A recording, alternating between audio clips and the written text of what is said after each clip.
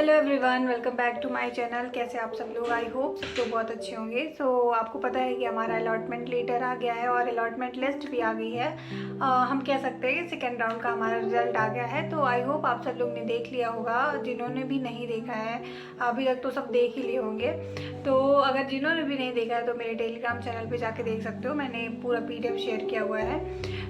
तो आज की वीडियो जो होने वाली है वो इस टॉपिक पे होने वाली है, जो मोस्ट ऑफ द बच्चों का बहुत बड़ा डाउट है, जो मैं आज क्लियर करने वाली हूँ। और वीडियो को पूरा देखना, क्योंकि अगर वीडियो को पूरा नहीं देखोगे तो बहुत सारी चीज़ें मिस हो जाएंगी और क्या पता आप काउंसलिंग के रेस से बाहर हो जाओगे या फिर आपको जो अपग्रेड करोगे तो वो आपको कॉलेज नहीं मिल पाएगा। तो प्लीज़ थोड़ी वीडियो पूरा देखना।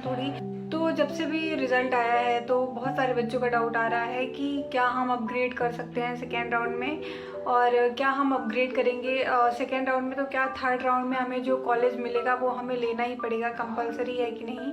और स्टेट वैकेंसी राउंड में कौन कौन से बच्चे एलिजिबल हैं जाने के लिए, कौन कौन से बच्चे स्टेट वैकेंसी राउंड में पार्टिसिपेट कर सकते हैं। तो इतने सारे मेरे को डाउट आ रहे थे इसके रिगार्डिंग, और अपग्रेड के रिगार्डिंग तो बहुत सारे आए और स्टेट वैकेंसी के रिगार्डिंग भी बहुत सारे डाउट आए बच्चों के कि प्लीज़ आप इस पर एक वीडियो बनाओ और हमारा डाउट क्लियर करो। आज की वीडियो उसी टॉपिक पे है। और जैसे मैंने पहले बोला कि प्लीज़ वीडियो पूरा वॉच करना। और आपको मैं एक बात भी बताने वाली हूँ कि जो बच्चे पूरा वीडियो नहीं देखते उनको कितना बड़ा लॉस हो जाता है। मेरे पास खुद एक बार उन्होंने इतनी बड़ी गड़बड़ी कर दी है क्योंकि उन्होंने फुल वीडियो वॉच नहीं किया और उनको पूरी इन्फॉर्मेशन नहीं मिल पाई। So that's why. तो आगे मैं सब कुछ आपको शेयर करने वाली हूँ, तो फुल वीडियो ज़रूर वॉच कर लेना। तो चलो वीडियो स्टार्ट करते हैं। तो जो सबसे बड़ा डाउट है वो ये डाउट है कि दीदी क्या हम सेकेंड राउंड में जब अपग्रेड करेंगे, क्योंकि अपग्रेड का ऑप्शन तो आ ही रहा है, राइट। और बहुत सारे बच्चे जो है अपग्रेड करेंगे। तो मेन डाउट ये था कि दीदी क्या हम अपग्रेड करेंगे तो क्या हम थर्ड राउंड में जो हमें कॉलेज अलॉट हो जाएगा, क्योंकि अपग्रेड करोगे तो आपको पता है कि अपग्रेड का मतलब ये होता है कि अभी सेकेंड राउंड में आपको जो भी कॉलेज अलॉट हुआ है वो कॉलेज आपके पास सेफ रहेगा और आप नेक्स्ट राउंड के लिए भी चॉइस फिलिंग कर सकते हो। और अगर नेक्स्ट राउंड में आपको उससे अच्छा कॉलेज मिल गया तो आप वो कॉलेज ले लो, अदरवाइज जो आपने अपग्रेड किया है वो कॉलेज तो आपके पास सेफ ही रहता है। तो आप थर्ड राउंड में अगर मान लीजिए आपको कोई भी कॉलेज अलॉट नहीं होता तो जो आपको सेकेंड राउंड में कॉलेज अलॉट हुआ है वो आप अगेन उसमें जाकर एडमिशन ले सकते हो। तो अपग्रेड का मतलब ये होता है। तो जो बहुत सारे बच्चों का डाउट ये था कि दीदी क्या हम जब सेकेंड राउंड में अपग्रेड करेंगे और थर्ड राउंड में हमें कोई कॉलेज अलॉट हो जाता है या फिर जो हम अपग्रेड किए हैं वही कॉलेज मेरे पास रहता है, तो क्या हम थर्ड राउंड में अगेन अपग्रेड कर सकते हैं या फिर अपग्रेड करके स्टेट वैकेंसी राउंड में जा सकते हैं। तो नहीं गाइज, आप थर्ड राउंड में अपग्रेड नहीं कर सकते हो। और बात ये है कि अगर आपको थर्ड राउंड में कोई भी कॉलेज अलॉट हो जाता है और आपके पास अपग्रेड वाला कॉलेज तो ऑलरेडी रहेगा, अगर आपको थर्ड राउंड में कोई नया कॉलेज अलॉट नहीं होता तो जो भी कॉलेज आपने अपग्रेड करवाए वो कॉलेज तो आपके पास ऑलरेडी है, तो आपको वो कॉलेज लेना ही पड़ेगा, ये कंपलसरी है। और बहुत सारे बच्चों का यही डाउट है। अगर आप थर्ड राउंड में कॉलेज नहीं लेते हो तो आप फिर पूरे काउंसलिंग से ही बाहर हो जाओगे, स्टेट वैकेंसी राउंड में पार्टिसिपेट ही नहीं कर पाओगे। हालांकि अपग्रेड जो भी बच्चों ने अपग्रेड किया है वो ऑलरेडी स्टेट वैकेंसी राउंड में पार्टिसिपेट नहीं कर पाएंगे, क्योंकि थर्ड राउंड में आपके पास कंपलसरी होगा कि आपको ये कॉलेज लेना ही है। जो कॉलेज आपको नया अलॉट होता है वो लो या फिर जो कॉलेज आपने अपग्रेड करवाया था वो लो। तो आपके पास दो ऑप्शन है कि जो भी कॉलेज आपको अपग्रेड हुआ है वो आपको लेना पड़ेगा, अदरवाइज जो भी कॉलेज आपको नया अलॉट हुआ है वो लेना पड़ेगा। मतलब कॉलेज लेना आपको कंपलसरी है, अदरवाइज आप काउंसलिंग से बाहर हो जाओगे, स्टेट वैकेंसी राउंड में पार्टिसिपेट नहीं कर पाओगे। एंड अपग्रेड वाले तो ऑलरेडी स्टेट वैकेंसी राउंड में पार्टिसिपेट नहीं कर पाएंगे। सो ये बात जरूर याद रखना गाइज।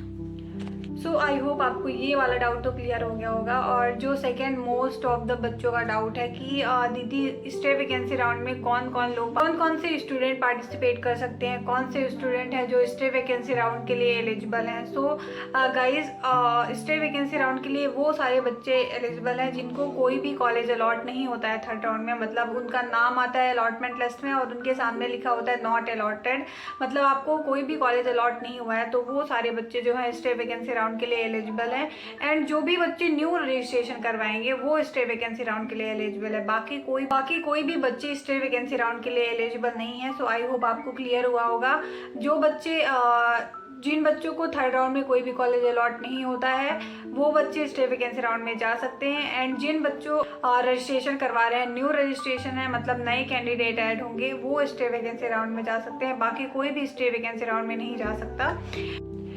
एंड जो हमारा नेक्स्ट डाउट था वो ये था कि क्या हम सेकेंड राउंड में हमें कोई कॉलेज अलॉट हुआ है, राइट, और मुझे ना वो कॉलेज लेना है और ना ही मुझे अपग्रेड करना है, मुझे डायरेक्ट फ्री एग्जिट करना है सेकेंड राउंड से, तो हम थर्ड राउंड में पार्टिसिपेट कर पाएंगे क्या? तो यस, आप थर्ड राउंड में पार्टिसिपेट कर पाओगे, बट आप स्टे वैकेंसी राउंड के लिए एलिजिबल नहीं होंगे, क्योंकि अगर आपको थर्ड राउंड में कोई कॉलेज मिल जाता है तो आपको वो कॉलेज लेना पड़ेगा, या फिर अगर आपको थर्ड राउंड में कोई कॉलेज नहीं मिलता तो फिर आप स्टे वैकेंसी राउंड के लिए एलिजिबल होगे। बट अगर आपने जैसे अभी फ्री एग्जिट किया सेकेंड राउंड में, आपने थर्ड राउंड में काउंसलिंग की एंड थर्ड राउंड को कोई कॉलेज अलॉट हो जाता है तो फिर वो कॉलेज आपको लेना पड़ेगा। अगर आप वो कॉलेज नहीं लोगे तो वहाँ थर्ड राउंड में कोई फ्री एग्जिट का ऑप्शन नहीं होता है, आपको वो कॉलेज लेना ही है, अदरवाइज आप काउंसलिंग से बाहर हो जाओ। सिर्फ आपके पास दो ही ऑप्शन रहते हैं, या फिर आप वो कॉलेज ले लो जो कॉलेज आपको अलॉट हुआ है थर्ड राउंड में, या फिर आप काउंसलिंग से ही बाहर हो जाओ। आप स्टे वैकेंसी राउंड में अगेन पार्टिसिपेट नहीं कर पाओगे, तो ये थोड़ी जरूर बातों को याद रखना।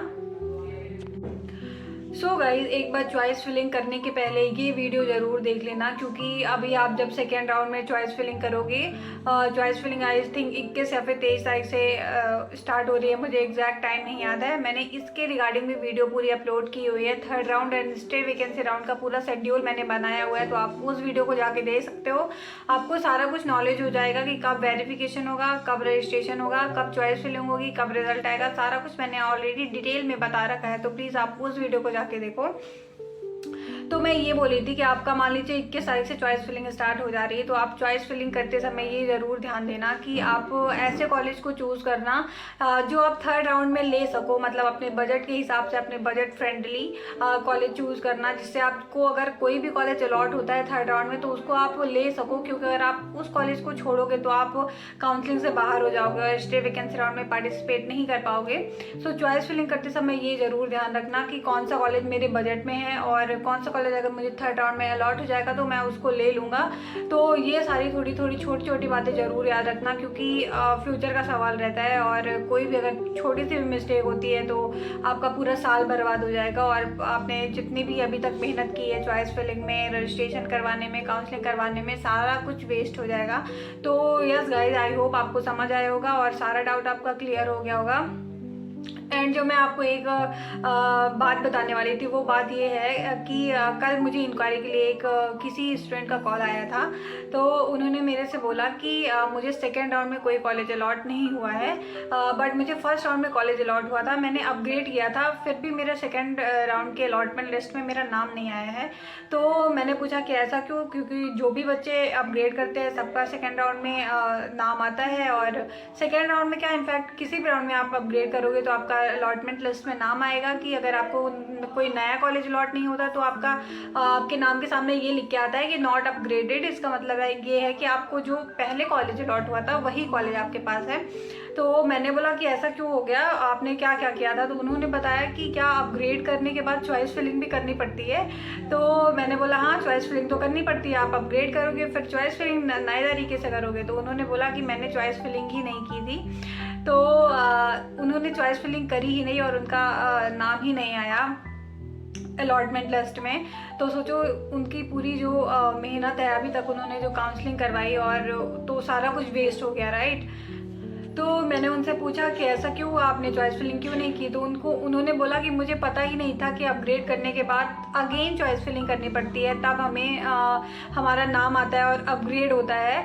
तो मैंने बोला कि मैंने तो सारा कुछ डिटेल में बताया था अपने वीडियो में, तो आपने वीडियो देखा नहीं क्या? तो उन्होंने बोला कि मैंने पूरा वीडियो देखा ही नहीं, जितना मेरे काम का था उतना मैंने देख लिया, मैंने पूरा वीडियो नहीं देखा। तो सोचो उनका कितना बड़ा लॉस हो गया, वो उन्होंने पूरा वीडियो नहीं देखा। तो वो अपने जो उनको कॉलेज मिला था उससे भी आप वंचित रह गए और आपका नाम भी नहीं आया सेकेंड राउंड के अलॉटमेंट लिस्ट में। तो सोचो कितना बड़ा लॉस है।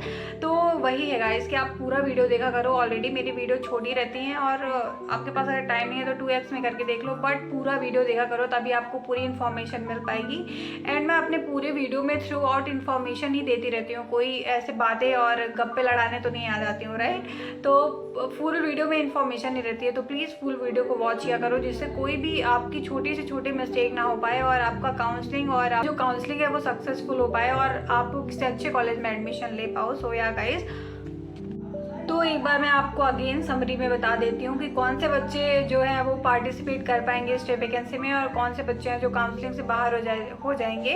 तो देखो, काउंसलिंग से बाहर वो बच्चे हो जाएंगे जिनको थर्ड राउंड में कॉलेज अलॉट हो जाएगा, और जिन्होंने अपग्रेड किया है वो स्टे वैकेंसी राउंड में पार्टिसिपेट नहीं कर पाएंगे, क्योंकि आपको अगर थर्ड राउंड में कॉलेज मिल गया है तो आपको नेसेसरी है कि वो कॉलेज लेना ही पड़ेगा, अदरवाइज आप वो काउंसलिंग से बाहर हो जाओगे। सो आपको पता चल गया होगा। और फ्री एग्जिट करने वाले बच्चे भी, जैसे राउंड में किसी ने फ्री एग्जिट किया और थर्ड राउंड में उन्होंने पार्टिसिपेट किया एंड थर्ड राउंड में उन्हें कॉलेज अलॉट हो गया, जब उसका अलॉटमेंट लिस्ट आएगी तो उनको कॉलेज अलॉट हो जाएगा, तो वो बच्चे भी स्टे वैकेंसी राउंड में पार्टिसिपेट नहीं कर पाएंगे। अब मैं बताती हूँ कि स्टे वैकेंसी राउंड में पार्टिसिपेट कौन कौन से स्टूडेंट कर पाएंगे। तो जो भी बच्चे न्यू रजिस्ट्रेशन करवाएंगे स्टे वैकेंसी राउंड में, वो स्टे वैकेंसी राउंड के लिए एलिजिबल होंगे।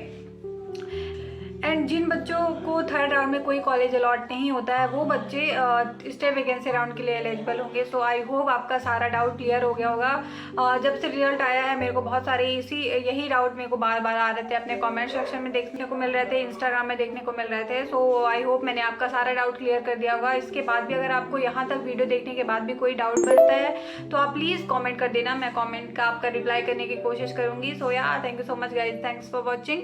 यहाँ तक देख रहे हो तो प्लीज़ सब्सक्राइब भी कर देना, अगर चैनल पे नए हो तो प्लीज़ सब्सक्राइब करके ही जाना। और नेक्स्ट मैं आप बहुत इन्फॉर्मेटिव वीडियोस लाने वाली हूँ, पूरा डॉक्यूमेंट्स वगैरह सब कुछ बताने वाली हूँ, जिससे आपको कोई भी प्रॉब्लम ना हो काउंसलिंग करवाने में और आप सेफली अपने ड्रीम कॉलेज में पहुँच पाओ। So yeah thank you so much guys, thanks for watching, bye.